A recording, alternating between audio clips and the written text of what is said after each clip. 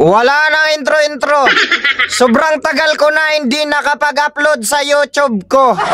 Pero habang tumatagal, mas lalo akong gumugwapo. Siguro naman pati single mom mai-inlove na nito. Ito na naman tayo, yung mga vlogger sa kabila, nagwawala na naman. Yung Tatay Digong natin, pinagbibintangan. Dahil sa illegal sabong na yan. Lahat na lang ng mali ay kanyang kasalanan. Sabi nila kasabwat nga daw niya si Atong Ang. Hindi ko maintindihan itong mga vlogger ni Marcos kung lutang o buang. Husto kayo sa gulang pero wala kayong galang. Dapat makinig ka na lang. Wala na talaga kayong ibang magawa, no? Kundi siraan ang bayani ng mga Pilipino. Yung gawain ng inyong amo, pinagbibintang nyo.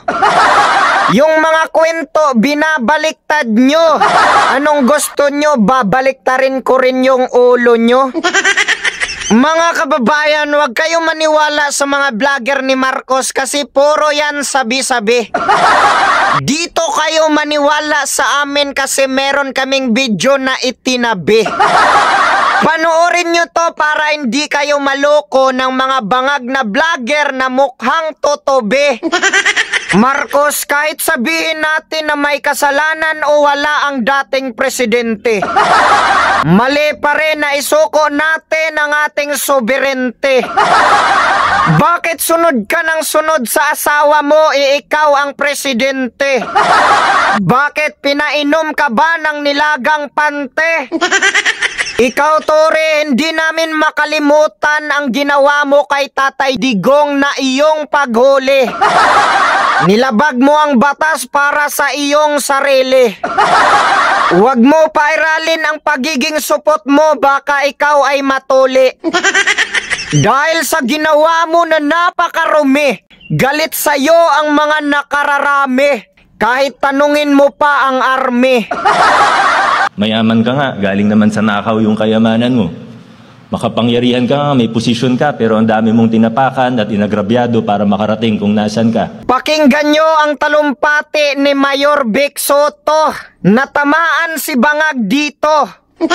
Pero itong mga bangag ipagbibintang na naman kay Duterte na siya ang pinapatamaan dito. Nako, walang hiya ito.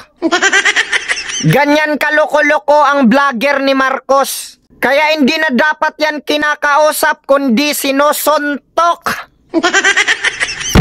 Tama si Senator Robin Hood Padilla. Kailan mo ibabalik sa Pilipinas ang presidente namin? Kung kailan wala ng buhay, aba gusto mo pala magkagulo ang bayan natin. Nawawala na ang konsensya mo dahil sa pagiging sakim.